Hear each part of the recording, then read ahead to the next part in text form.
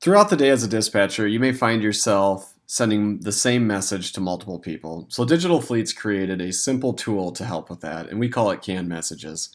As an individual dispatcher, you can create your own custom messages that will just help you streamline your time and make it more effective instead of individually typing in a message every time you need to. So let's walk through the process.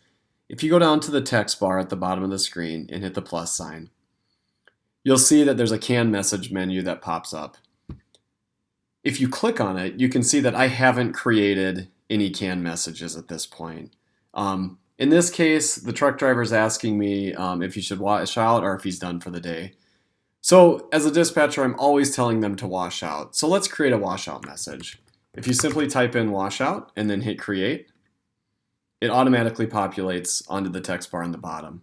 Now from this point forward, if I delete washout and then go back into the menu, you can see that washout is set. Now that helps you streamline your messages. That way you don't have to type in washout or whatever messages that you're using to notify drivers of certain things.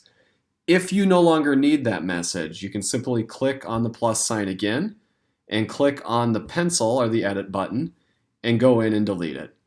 And that's how you create and delete and edit your canned messages.